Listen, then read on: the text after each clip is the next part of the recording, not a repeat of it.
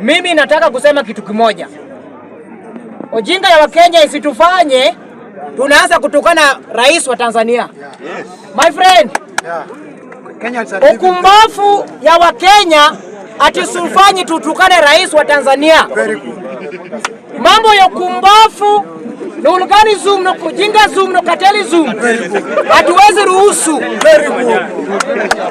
Nataka niulize maswali moja kwa moja. Boniface Mwangi walikuwa kwa maandamano, wao wamefaidika, wale walikuwa nyuma yao hawajafaidika. My friend, Martha Wangari Karua muizi alibera Odinga kura 207. Nini wanaweza kutuambia hapa Kenya? Mutunga aliyekuwa jaji mkuu alinyang'anya watu hapa 2013 kwenye mahakama kesi ya rais, dakika 5 akamalizana nayo. Nini wanatuambia? Wanapeleka tumbo zao na matako zao Tanzania, wakisema wanaenda kutetea wa Tanzania.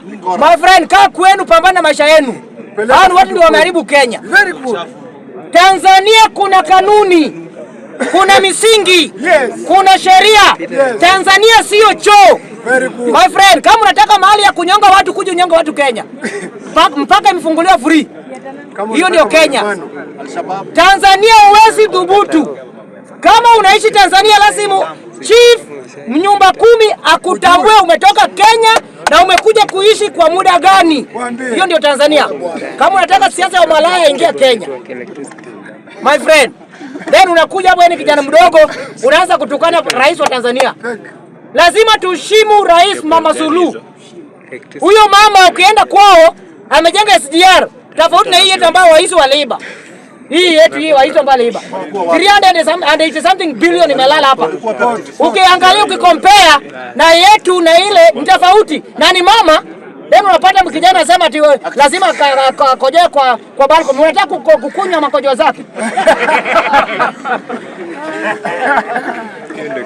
Siasa ya upusi, siasa ambayo ina nidhamu, ndio siasa ambayo inafanya vijana wa Kenya wana kazi. Kwa sababu hujakuwa machua political. So nini unataka pesa udungwe shilingi 2,000 ama 10,000 ndio kuja hapa kusifu mtu.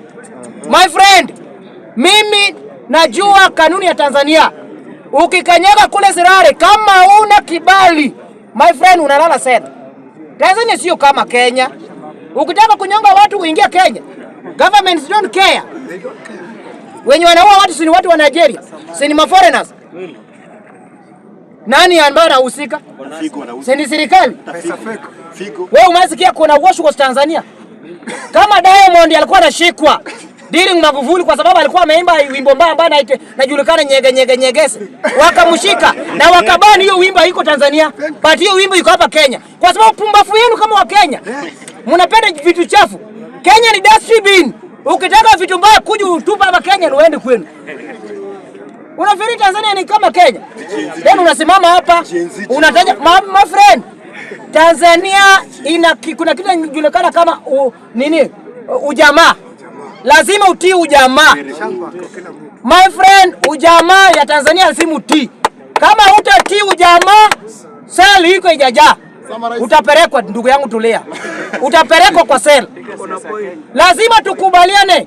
Siasa chafu kuja ufanye Kenya. Siasa mbaya kuja ufanye Kenya. Wenye wanajipeleka tumbo zao wanasema ati wao watetezi hapa kwetu Kenya. Wametetea nini? Ni nini imepatikana?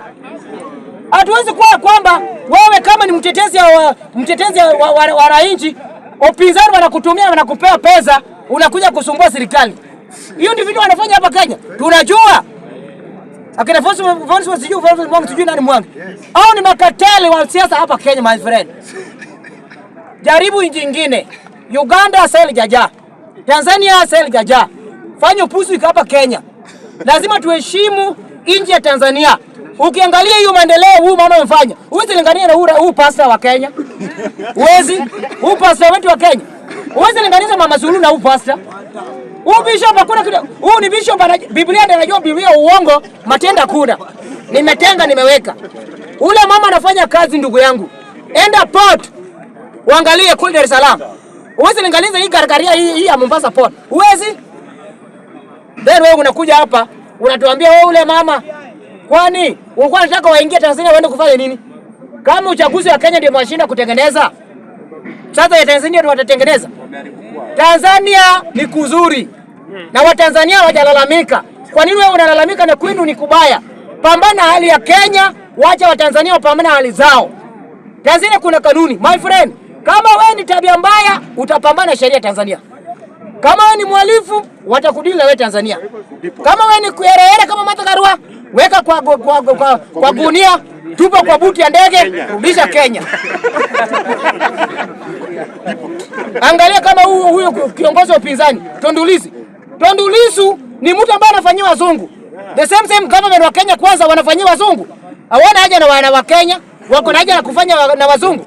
IMF, World Bank wakiambia ongeza bei ya petroli wanaongeza. But vitu kama hizo haiko Tanzania. My friend, lazima tuheshimu nchi ya jirani, nchi ya Tanzania.